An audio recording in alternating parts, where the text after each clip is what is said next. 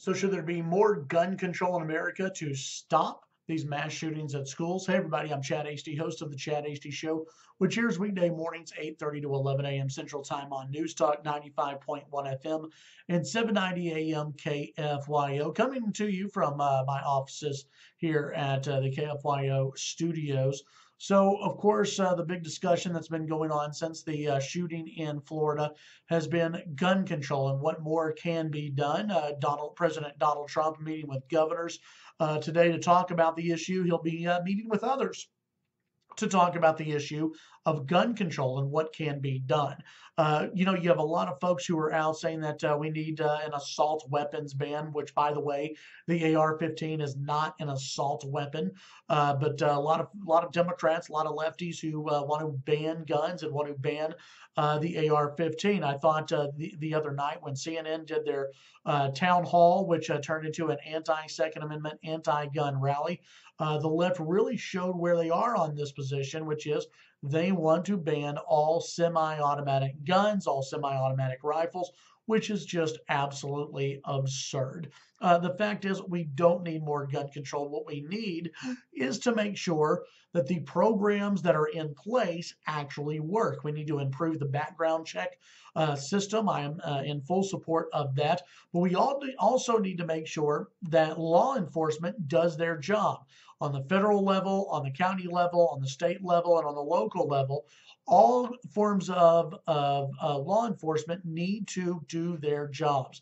What we saw in Florida was not necessarily a failure of the gun or of the Second Amendment.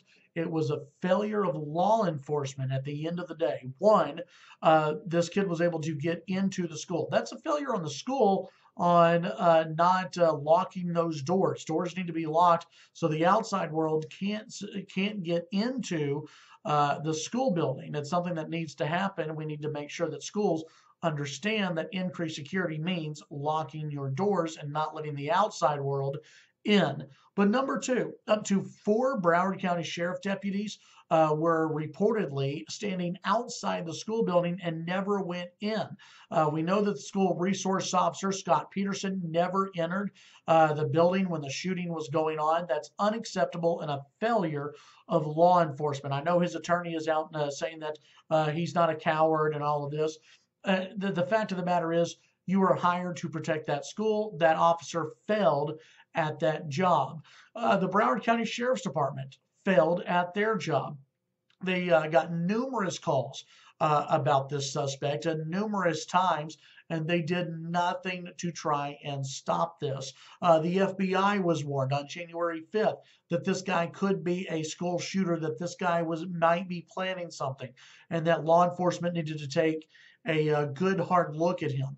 The FBI did nothing. This was a systematic failure of leadership, of law enforcement, and that needs to be taken a look at. Listen, I'm someone who supports the police. I'm someone who backs the blue. But when you have a systematic failure of law enforcement, we need to take a look at that before we start going in and dealing with guns. Guns, not the issue in this school shooting. It was the systematic failure of law enforcement that led to this tragedy. It's sad, but it's true. The sheriff of Broward County needs to resign. I know you have this activist student, David Hogg, who's running around on CNN and other places saying that he doesn't blame the sheriff, but for some reason he blames the governor of Florida for the inactions of the law enforcement official. That doesn't make any sense. This David Hogg character, who's a student at the high school, he's running around on CNN and other news channels and acting as though he can't be touched because it's wrong, we're told, to criticize these students who have been through a mass shooting.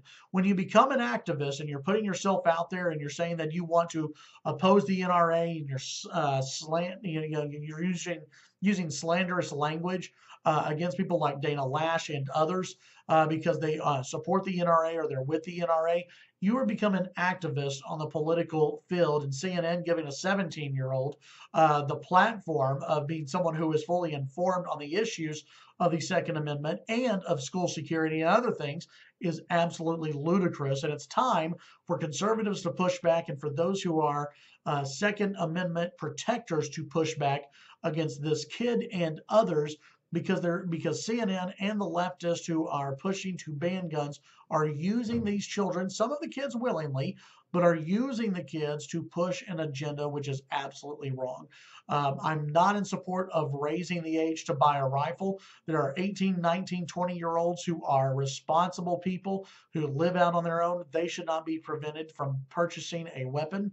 I am not in favor of banning assault weapons or other scary looking guns. What I am in favor of is making sure that our background system is right. Our background check system is right. And I am in favor of making sure law enforcement does their job and protect these schools. And I'm also in favor of allowing teachers who want to carry the right to protect themselves in these school buildings, just like they're able to protect themselves at the supermarket and other locations.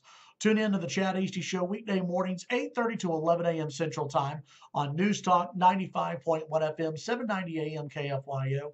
Have a great day.